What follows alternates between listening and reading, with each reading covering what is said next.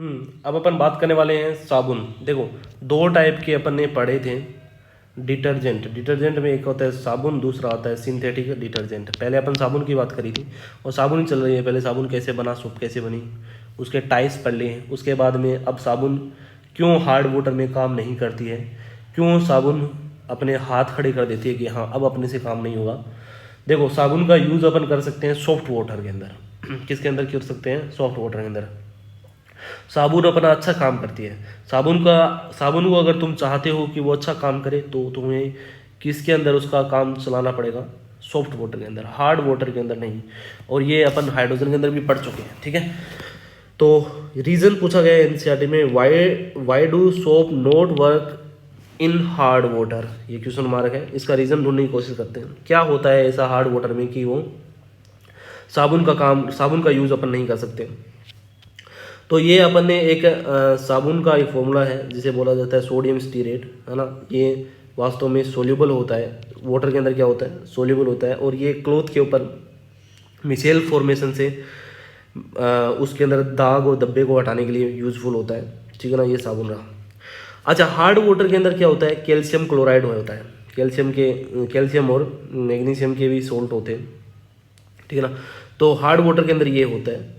तो hard water contain calcium chloride, जैसे calcium और मैग्नीशियम दोनों हो सकते हैं, ठीक है ना। जब हार्ड वाटर के अंदर साबुन को डाला जाता है तो साबुन के अंदर हार्ड वाटर के अंदर कैल्शियम क्लोराइड होने की वजह से यहाँ पर सोडियम की जगह कौन आके रह जाएगा? कैल्शियम आके जुड़ जाएगा आयन एक्सचेंज प्रोसेस से। और वास्तव में कैल्शियम आते ही ये क्या हो जाता है? इनसोल्यूबल। जब पानी के अंदर ये सोल्यूबल ही नहीं है तो कपड़े धोएंगे कैसे, क्लीनिंग कैसे करेंगे?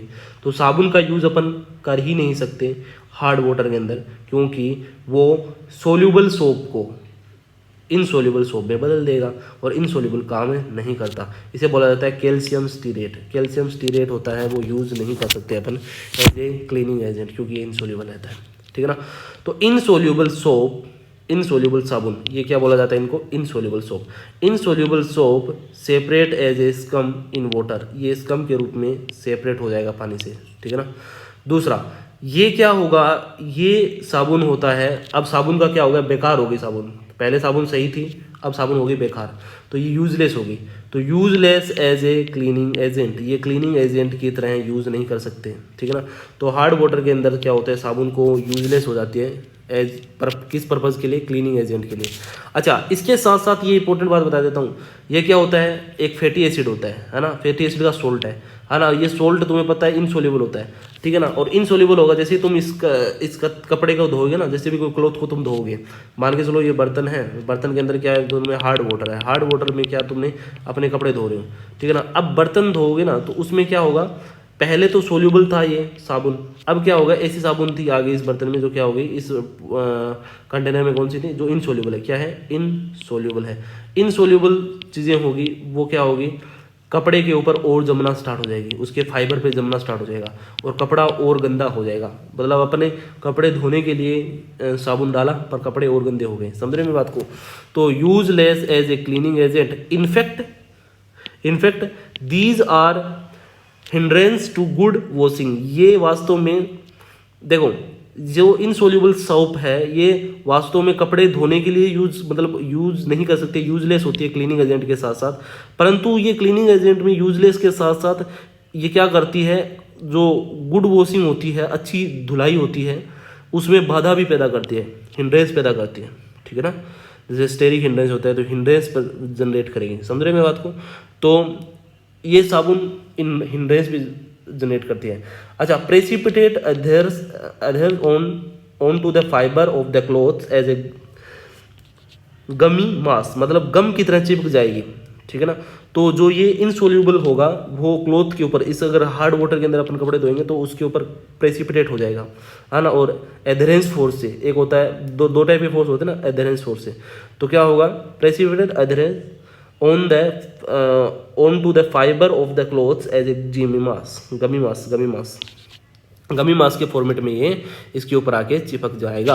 तो कपड़े धोने के लिए तुमने डाले पर कपड़े और गंदे हो गए, ठीक है ना। अच्छा, ऐसे ही अगर अपन हार्ड वाटर से अपन अगर हेयर वॉश करते हैं तो वो जो हेयर होंगे वो डली दिखने लग जाएंगे, थोड़ा डल से दिखने लग जाएंगे। इसका रीज़न होता है because of this sticky property, चिपकने की प्रॉपर्टी के हिसाब से, क्योंकि ये क्या होता है गमी मास जनरेट करेगा, गमी मास की वजह से ये चिपकना स्टार्ट हो जाएगा। और अगर बाल इसके अंदर धोएंगे हार्ड वाटर के अंदर साबुन से तो एकदम डल हो जाएंगे, वो किसकी वजह से, स्टिकीनेस प्रॉपर्टी की वजह से, है ना। अगर अपन कोई भी कपड़े के ऊपर डाई करेंगे हार्ड वाटर के अंदर, हार्ड वाटर के अंदर अपन डाई करेंगे तो वो क्या होगी, एब्जॉर्ब नहीं होगी, not absorb. Dye does not absorb on the cloth washing with soap using hard water. Hard water के साथ साबुन का यूज़ करते हुए अगर अपन डाई करेंगे कपड़ों के ऊपर तो वो उसके ऊपर एब्जॉर्ब नहीं होगी, बिकॉज ऑफ दिस गमी मास की वजह से ये इसके ऊपर एब्जॉर्ब होंगी। यही रीज़न है, कई रीज़न बता दिए मैंने, यही रीज़न है कि साबुन का यूज़ अपन हार्ड वाटर के अंदर नहीं कर सकते, सोप का यूज़ अपन हार्ड वाटर के अंदर ही नहीं कर सकते हैं।